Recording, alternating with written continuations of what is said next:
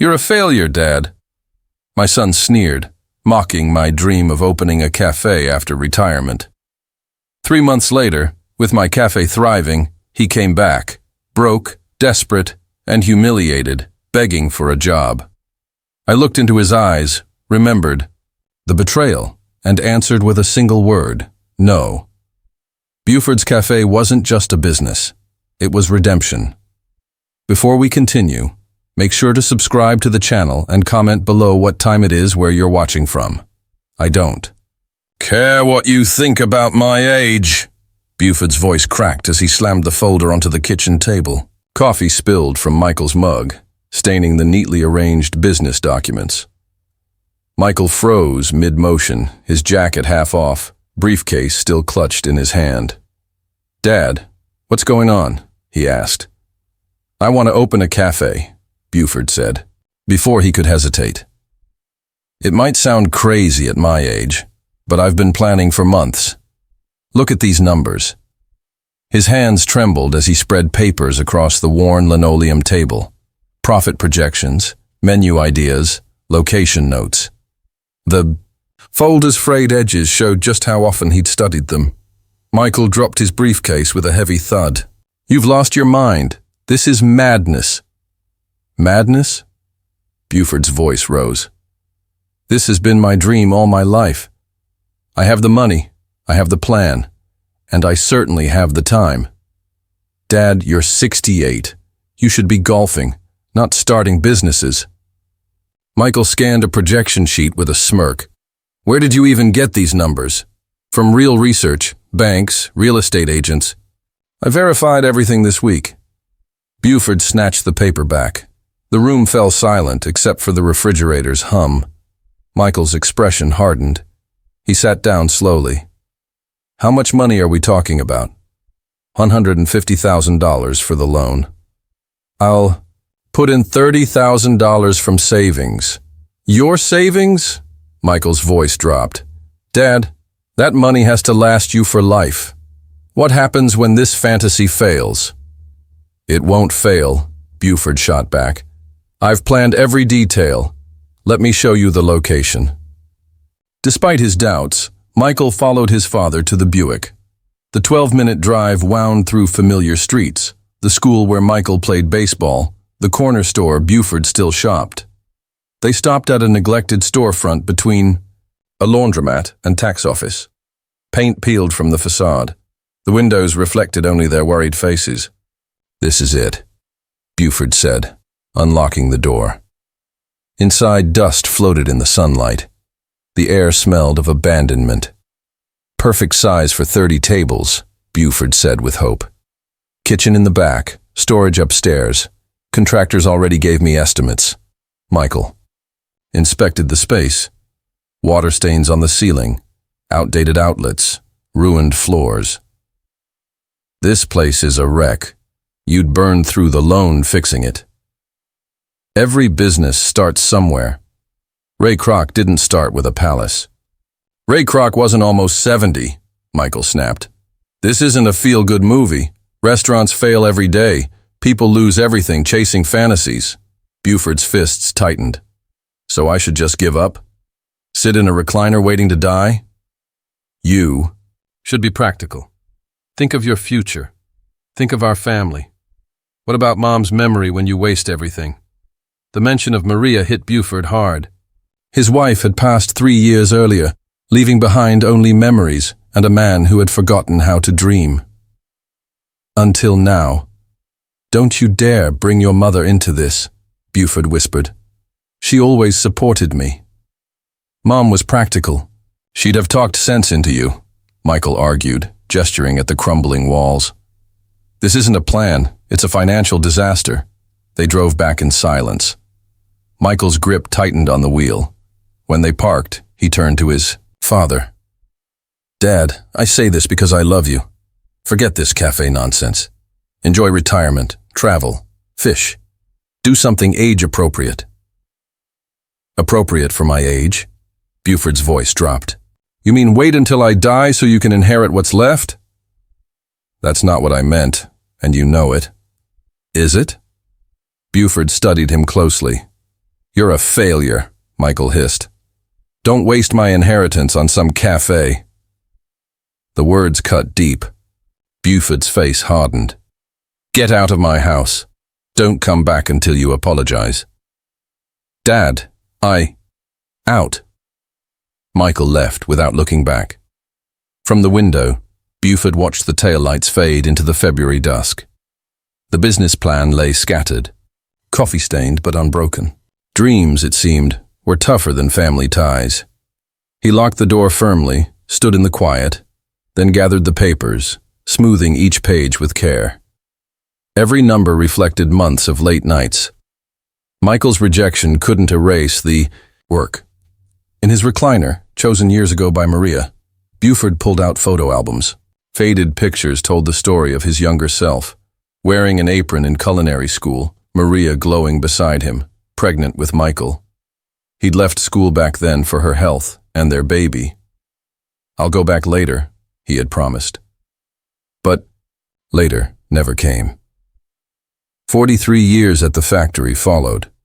43 years of steady work, paychecks and sacrifices. All for the life Michael wanted to protect. Buford had told himself it was worth it. The album slipped from his hands as sleep took him. At 6:15 a.m., he woke to birds outside. Sunlight streamed across floors Maria once polished. He brewed coffee, dressed in jeans and flannel, and felt something different. Possibility. Today wasn't about dreams deferred. Today was about action. He pulled out the yellow pages, circling. Local banks, the SBA office, and real estate companies. Good morning, Riverside Community Bank. This is Patricia speaking. Hello, Patricia. My name is Buford Ruiz. I'd like to schedule an appointment to discuss a business loan. Of course, Mr. Ruiz. What type of business are you planning to open? A cafe. American comfort food with some Mexican influences, Buford replied, his voice steady and confident. I already have a complete business plan prepared. Patricia's keyboard clicked softly. I have an opening next Thursday at 9:30 a.m. with our commercial lending officer, Ms. Chen. Would that work? Perfect. Buford marked the appointment in his calendar with precise handwriting. What documents should I bring? Over the next 15 minutes, Patricia listed everything he would need. Tax returns for 3 years, bank statements, credit reports, and detailed financial projections.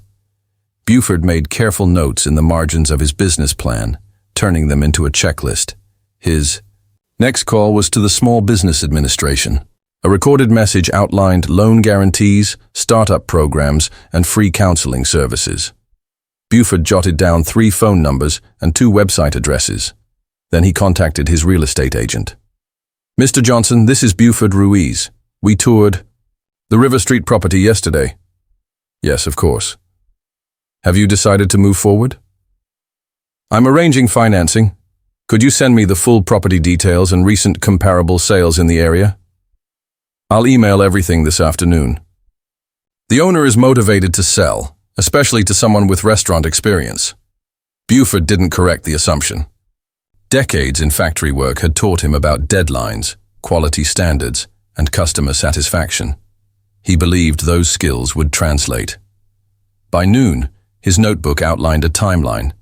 Loan approval by early March, property purchase mid-March, renovations through June, staff hiring in July, and a grand opening in August. Each milestone had specific tasks and deadlines. The plan no longer felt like a retirement fantasy. It was now a structured business venture with measurable goals. Michael's harsh words returned to him, but they carried less weight under daylight. I'll show you who the real failure is, Buford muttered, closing his notebook. He went to his closet, still neatly organized by Maria. Inside hung his best suit, a navy blue with faint pinstripes. He had worn it to Michael's college graduation and again to Maria's funeral. Now it would be used for a new beginning. The suit fit better than expected.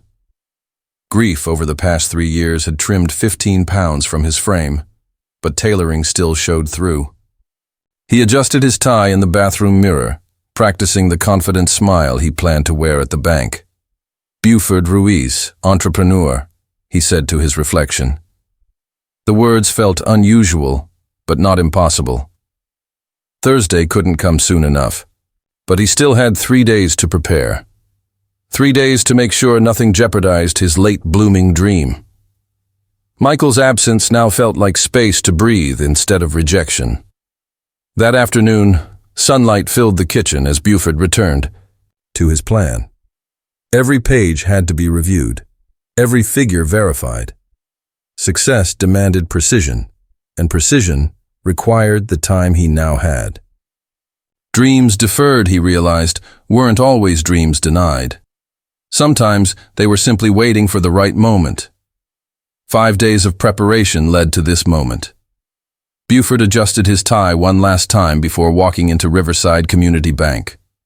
The lobby smelled of fresh flowers, its polished marble floors gleaming. He carried his father's old leather briefcase, now filled with documents that might change his future. Mr. Ruiz? A woman in her 40s approached with a handshake. I'm Patricia Chen, commercial lending officer. Thank you for coming. Her office was professional but warm.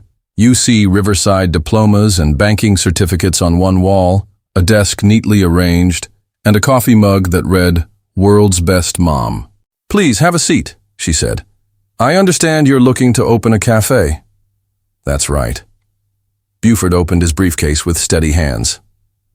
I've prepared a complete business plan for your review. The next half hour was dedicated to his presentation. Buford outlined his concept, Buford's dream, a cafe serving American comfort food with Mexican touches.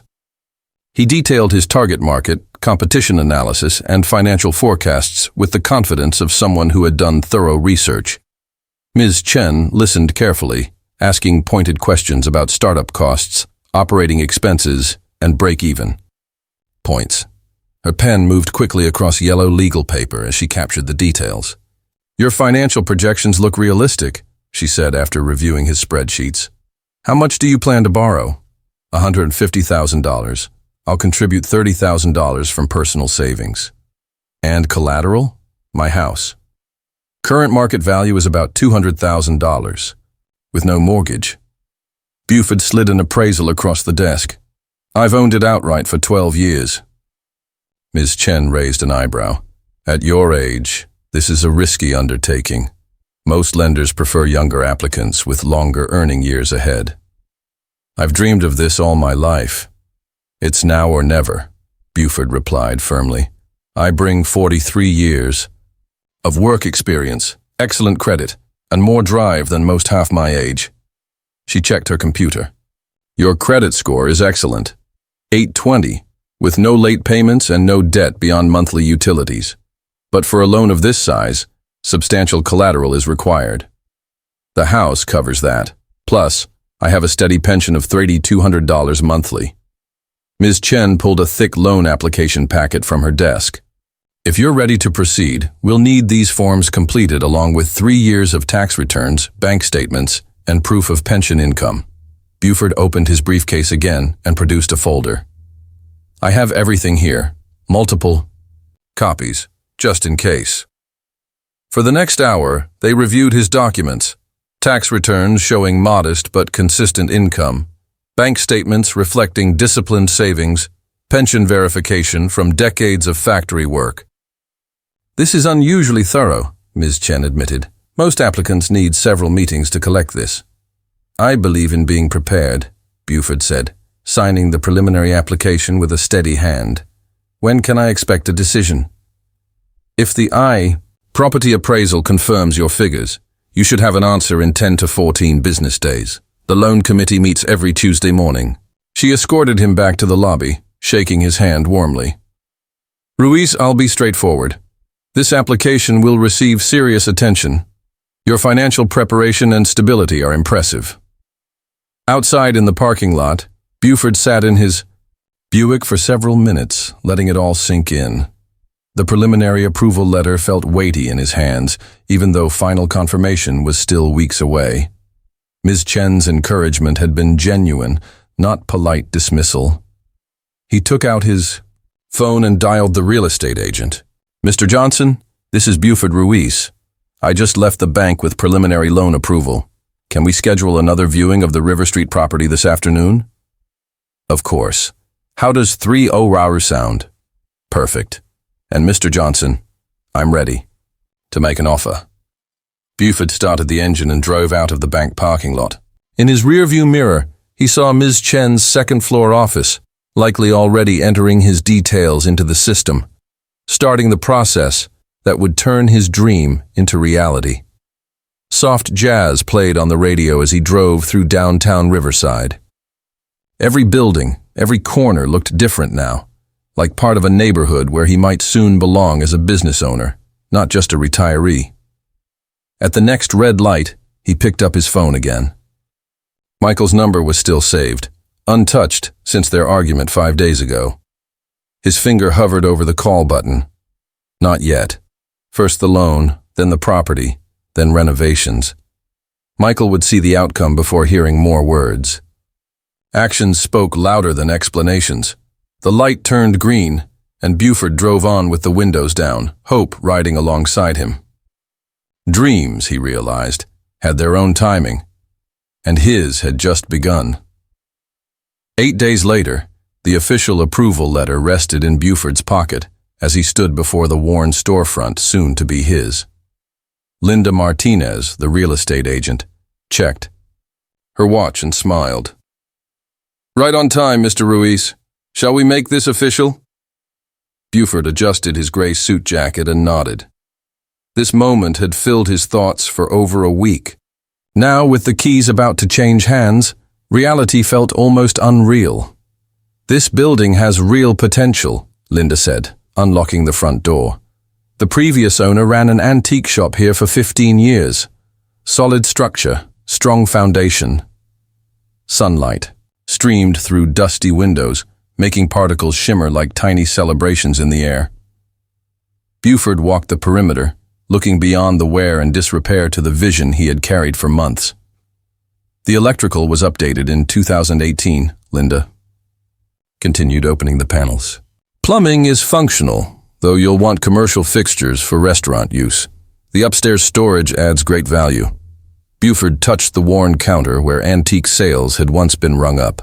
Soon, this space would serve coffee and meals to neighbors who would become his customers. I see opportunity here, not ruins, he said softly, mostly to himself. Linda spread documents across a temporary table near the window. Purchase agreement, deed transfer, insurance, utilities. Each signature drew Buford closer to ownership. Final purchase price is $89,000, Linda confirmed. Your loan covers that and closing costs. Everything is in order. Buford signed with steady hands, watching nearly 7 decades of dreams turn into legal reality. The pen felt like a tool shaping his future. Congratulations, you're now the owner.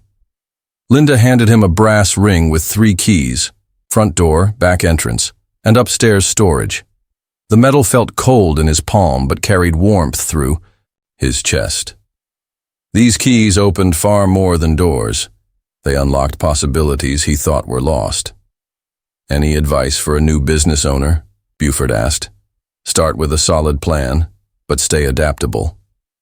Riverside needs more local restaurants, and the community will support you if you serve them well.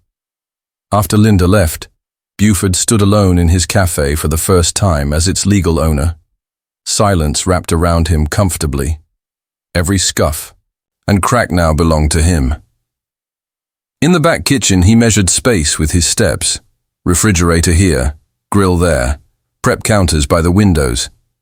The blueprint in his head finally had a physical place. His phone buzzed with a text confirming the loan disbursement. The digital record now matched the legal one. Outside, traffic moved along River Street. Soon, passers-by would smell coffee brewing and fresh food from his cafe. The thought gave him renewed energy. Dust swirled in the light, but now it was his. Light, in his space, part of his dream. Tomorrow would bring contractors, permits, and countless details. But today belonged to quiet satisfaction and the solid weight of keys in his hand. 5 days of solitary work established a routine. Buford arrived early each morning with coffee and cleaning supplies, falling into the rhythm of reclaiming his space. Measuring tape stretched across the floor to mark table placements, while cloths revealed original wood grain beneath years of neglect. He was scraping paint from the front window when footsteps approached. Through the glass, he recognized Michael's rigid silhouette. The door burst open. "Dad, you've lost your mind. Cancel this deal." Michael stood in the doorway, briefcase clenched, his business suit like armor. His face carried the same anger from their February fight, only sharper. "Hello, son," Buford said, rising slowly from the floor. "I wasn't expecting you." "I saw the bank statements. $89,000. You actually bought this wreck?" Michael kicked over a bucket, sending water across the floor. "This is my choice, son. You can't stop me." "Your choice?" Michael's voice shook. "You've mortgaged your future for a fantasy. What happens when it fails? When the bank takes your house?" Buford set down his scraper, standing firm. Days of work had only strengthened his resolve. "I'm not failing. Look around. This is progress. This cafe will succeed." "Success?" Michael gestured at the peeling paint. "You're 68, trying to compete with established restaurants. You've never run a business. I have 43 years of work experience and more determination than most people half my age. Determination doesn't pay rent or cover lawsuits when customers get sick," Michael snapped. His voice echoed harshly in the empty space. "You're afraid," Buford said quietly. "Afraid I'll succeed without your approval. I'm afraid you'll destroy everything you and Mom built. Your savings, your security. All wasted on childish dreams." "Don't bring your mother into this," Buford warned. "Maria would have supported my happiness, not tried to control it." Michael pulled out his phone. "I'm calling Dr. Rodriguez. Maybe he can talk sense into you." "Put the phone away. Someone has to intervene before you ruin everything." Buford crossed the space in 3 steps, taking the phone from his hand. Michael looked shocked at the sudden move. "This conversation is over. Leave my property." "Your property?" Michael laughed bitterly. "This building is going to bankrupt you. My property that will prove every doubt you've had about me wrong." They stared across the gulf, widening between them. Michael adjusted his tie, grabbed his briefcase. "When this fantasy collapses, don't expect me to bail you out." "I wouldn't ask." At the door, Michael paused for one last strike. "Mom would be ashamed." Buford didn't flinch. "Your mother would be proud. I finally found the courage to chase my dream." Car doors slammed, engines faded into traffic. Buford was alone again, surrounded by cleaning tools and harsh words that could not erase ownership. He picked up the bucket and returned to scraping the frame. Work, he knew, was the best answer to doubt. Tomorrow would bring contractors and permits. Success itself would be the only argument he needed. The next morning, before sunrise, Buford arrived again. Michael's threats echoed like a challenge he was ready to meet. City Hall opened at 8, and he intended to be first in line for the permits that would turn his dream into reality. March 6th marked the start of organized chaos. Each evening, permit applications covered Buford's kitchen table, while dust settled on his clothes during the day. Progress became visible through completed forms and cleared inspection checkpoints. "Next window, please." The City Hall clerk had processed many applications that week, but none with Buford's level of preparation. Every form was carefully handwritten, every supporting document stored in labeled folders: food service license, business permit, health department approval. He handed over a packet he had compiled after 3 days of detailed research, including fire safety certification and signage permits. 2 weeks of navigating paperwork produced a thick envelope of approvals. Each stamp and signature moved opening day closer, proving that preparation mattered more than age. Contractors began work the following Monday. Frank Rodriguez, with 20 years of experience renovating restaurants in Riverside, knew exactly what was required for commercial kitchens. Electrical upgrades for your equipment load, Frank explained, reviewing Buford's plans. Commercial refrigeration, gas lines for the grill, ventilation to meet health codes. Everything must be right. This is my dream. We'll make it right, Mr. Ruiz. The timeline looks realistic for your August opening. Daily supervision became Buford's routine. He unlocked the doors each morning, overseeing progress with the precision learned from 43 years in manufacturing. Quality control mattered whether producing machines or building dreams. Gradually, the space transformed. New electrical panels powered commercial equipment, updated plumbing supported multiple sinks, and fresh paint in warm reds and yellows replaced decades of dull colors. During the third week, while Buford swept construction debris from new flooring, a woman approached. Professionally dressed but visibly strained, she introduced herself. "Actually, I'm hiring, Ana Gonzalez." She extended her hand. "I heard you're opening a restaurant." "Buford Ruiz. Tell me about your experience." Ana described 8 years in food service, highlighting menu timing, customer flow, and inventory management. More than that, her motivation was clear. "I need this job. I have children to support." Her tone carried dignity, not desperation. "When can you start training?" The following week, Tommy Brown arrived, 22, recently graduated from culinary school, and full of energy that reminded Buford of his own younger years. "I've always wanted to work in restaurants," he said, eager to apply his training and learn on the job. By the end of the month, major installations were complete. Refrigerators hummed, a 6-burner gas range waited for orders, and dining tables and chairs filled the room, turning the site into a true cafe. Evenings shifted to menu development. Buford's idea of comfort food with Mexican influences took shape through collaboration with Tommy's training and Anna's practical insight. "Chile verde enchiladas with cornbread," Tommy suggested, testing recipes. Classic meatloaf with cilantro mashed potatoes, familiar flavors with unique touches. "Prices must fit families," Anna added. "This isn't Beverly Hills. People here want quality they can afford." By March 31st, Buford stood in the transformed space with his small team, surrounded by months of progress. The whiteboard schedule listed April 15th as opening day.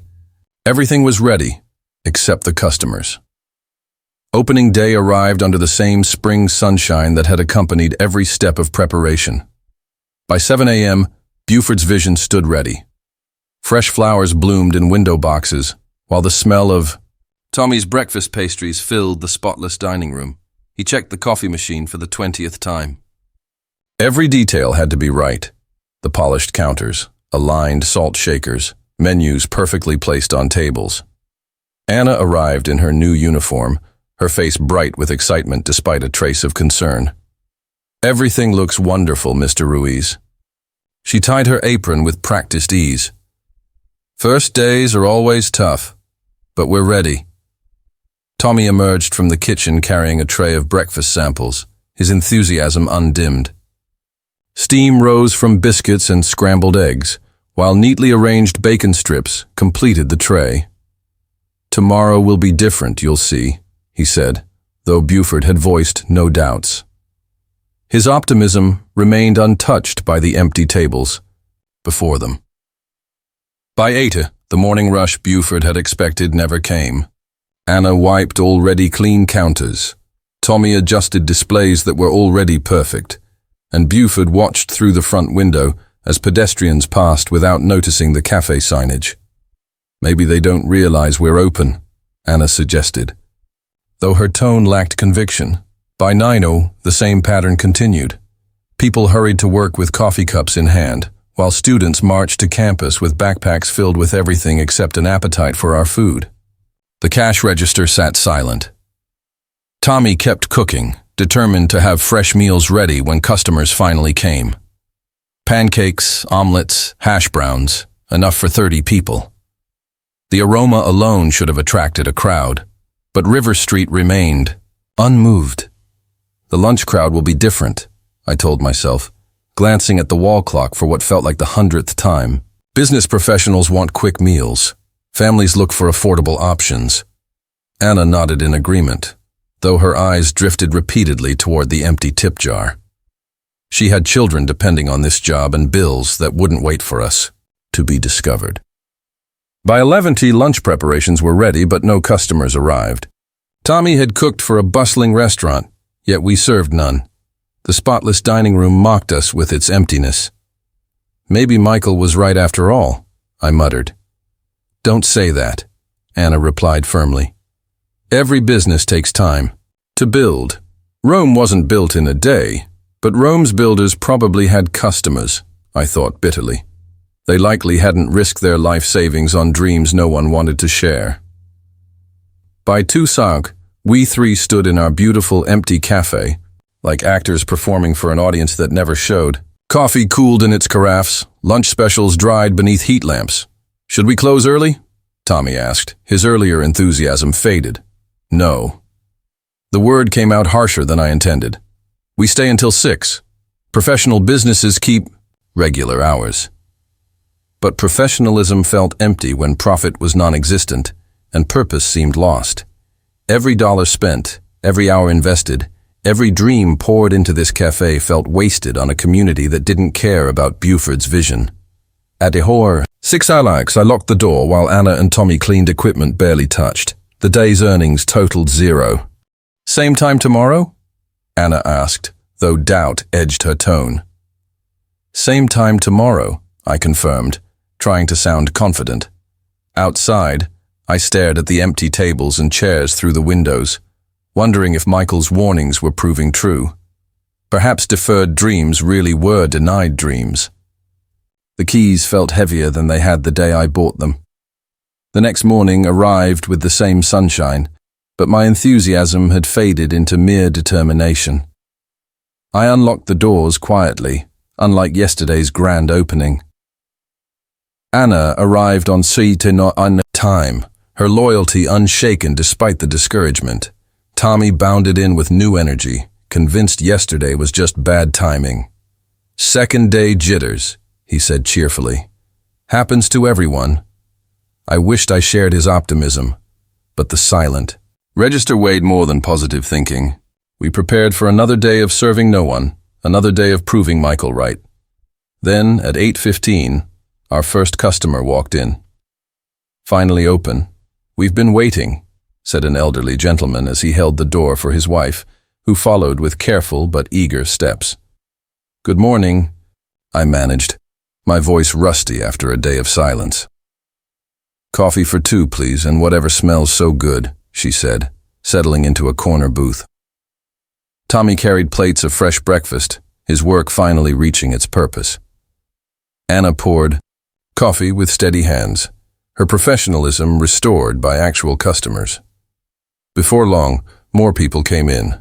A mother with 2 children, 3 business professionals with newspapers, a college student with her laptop. The phone rang and I answered while Anna took orders and Tommy handled the kitchen rush. Buford's Café, how can I help you? Oh, I'm so sorry. Sarah Johnson, our marketing coordinator, sounded panicked. I printed May 24 instead of May 23 on all the promotional flyers. Yesterday was supposed to be your soft opening, but everyone thought today was the real launch. Relief washed over me. Nothing was wrong with our concept, food, or location. A simple printing error had cost us customers, but it hadn't damaged the business itself.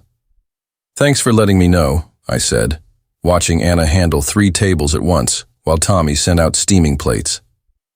We've got it covered. By 10 every table was full. Conversations filled the cafe, just as I had imagined for months. Customers discussed the menu, families shared meals, business people planned their days. Order up, Tommy called from the kitchen, his training finally meeting demand. Plates moved quickly, while the register recorded transaction after transaction. Anna worked the floor with grace, refilling cups and clearing tables. Compliments came freely, and tips filled her jar. a validation of everything we'd built, as to. Eggs Benedict in Riverside, one customer declared. This place is going to be popular. Popular was an understatement. By noon, we had a waiting list. People stood outside, eager for a seat at the cafe that had been empty the day before. We need more staff, Anna whispered during a rare break.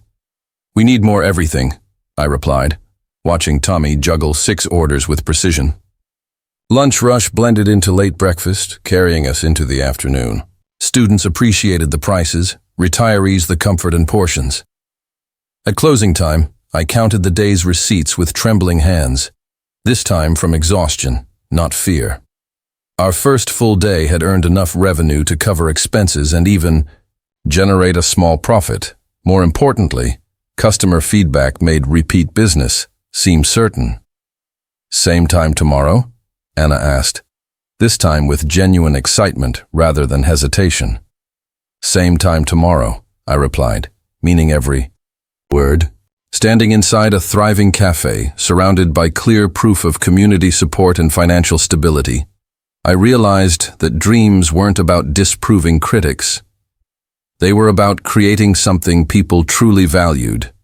Tomorrow would bring challenges, but tonight was for celebrating. 18 days of consistent success had transformed the cafe from a risky idea into a neighborhood fixture. Buford settled into a steady rhythm, morning preparation, managing the lunch rush, and evening. Cleanup felt second nature.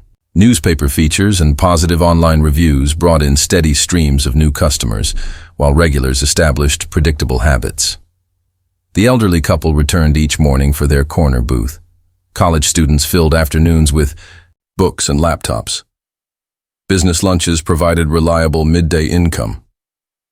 During a busy lunch service, as every table was occupied, Michael appeared in the doorway. Anna managed orders, and Tommy worked confidently in the kitchen. Success surrounded us, Dad.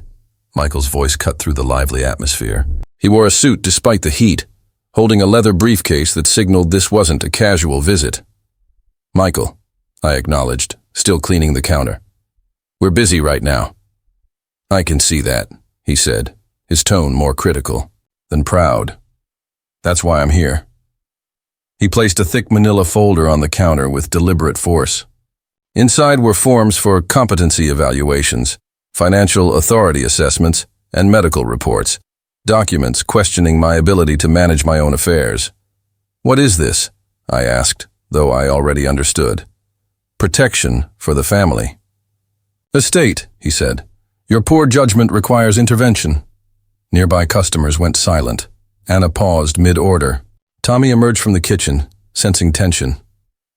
You want to take everything away from me? I said louder than intended. I want to stop further financial recklessness. This restaurant only proves you're incapable of sound decision-making. This restaurant proves I'm far more capable than you ever believed. Michael dismissed the evidence around him. Customers, staff, and success itself. Temporary luck doesn't erase incompetence. When this collapses, and it will, you'll be left with nothing. The folder weighed heavily in my hands. These papers could lead to conservatorship proceedings, transferring control to relatives who saw business ownership as a sign of decline. I'll never agree to this. You've gone too far. You don't have to agree. A court can order it if your record shows financial irresponsibility. Anna stepped closer, concerned but unsure whether to intervene. Customers began leaving, unwilling to stay amid personal conflict. It's fine, Anna, I said quietly. My son was just leaving. This isn't over, Michael said. When bankruptcy comes, you'll realize I was protecting you. He snapped his briefcase shut, the sound echoing through the quiet room. You're wrong. Your mother would be ashamed of this, I called after him. Mom would have stopped it before. It began, he replied, walking out. The door closed with finality, leaving legal papers scattered across the counter. Anna cleared abandoned tables while Tommy retreated to the kitchen. I stood behind the counter, surrounded by evidence of competence, yet burdened by threats that could undo it all. Success had made me a bigger target than failure ever did. but the confrontation only fueled my resolve. Within days, 3 investors approached with expansion offers they'd heard discussed at Chamber of Commerce meetings. Downtown Riverside had once felt out of reach, but now, with proven results and solid projections, I negotiated a lease at a prime corner location with triple the foot traffic of River Street. Higher costs were offset by corporate lunch potential and premium pricing. "How did you achieve this level of success?" asked Jennifer Walsh of the Riverside Business Journal, leaning in with genuine curiosity. "The key is pairing dreams." "With determination," I answered, surprised at how natural these interviews had become. "Age doesn't weaken vision, it sharpens it." Anna had advanced to assistant manager, overseeing both locations, while Tommy focused on building our catering services for local offices. 6 new employees brought fresh energy and skills, transforming us from a family-run cafe into a recognized business operation. The downtown opening drew city council members, local figures, and business leaders, people who just months earlier wouldn't have known my name. The ribbon-cutting ceremony felt surreal for someone once dismissed as a naive dreamer. "You've inspired us all to believe in possibilities," Anna said during a staff meeting, reviewing reports that showed revenue growth of 40% each month. "Seeing you succeed gives everyone hope." Media coverage soon extended beyond Riverside. Nominations for Senior Entrepreneur of the Year, speaking invitations from colleges, and mentoring requests from aspiring business owners over 60. My journey became an example that retirement could be a new beginning instead of an ending. The original cafe kept its community feel, while the downtown site catered to professionals seeking quality meals during workdays. The menus differed, the atmospheres varied, but the consistent standards built our reputation with diverse customers. Financial reports showed loans being paid ahead of schedule, with profits funding catering expansions eagerly welcomed by local businesses. Success fed confidence, and confidence produced even greater success. At the Riverside Chamber Luncheon, I accepted a recognition award for business achievement, reflecting on the path from Michael's dismissive attitude to community respect. Vindication carried more satisfaction than any menu item. "This is only the beginning," I told the audience. "Dreams don't expire, they activate." Our story aired on the evening news as motivation for older adults considering late life careers. Calls came from retirees across California seeking advice on pursuing long-delayed ambitions. By August, both locations were running at full capacity, and catering demand exceeded what we could deliver. Staff meetings now centered on sustainable growth instead of survival. While reviewing reports in my office one afternoon, I noticed someone in the corner booth. Michael sat alone with a single cup of coffee, his usual business suit replaced by modest clothes, shoulders slouched, hands tracing nervous patterns on the table. Michael. I remained at my desk, waiting to see if he would approach. "Dad." He glanced up briefly, then back to his cup. "Busy as always, I see." "Business requires attention," I replied, gesturing to spreadsheets. "Success doesn't maintain itself."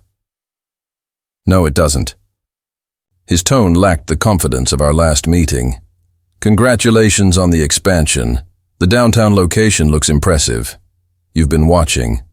Hard to miss the media coverage. Local senior builds restaurant empire." Quite the headline. We sat in silence as sunlight shifted through the windows he once threatened to take from me. Then he admitted, "I was fired for trying to have you declared incompetent. Corporate found I used company resources for personal legal matters." I only nodded. "Actions have consequences. 6 weeks without income, behind on mortgage, kids' school expenses piling up. Sarah had to start working again after years. At home." Each word seemed difficult. "That's a difficult situation," I answered, keeping my tone neutral. "I lost everything because of my arrogance. Everything I tried to protect from your reckless dreams disappeared because I couldn't respect your right to pursue them."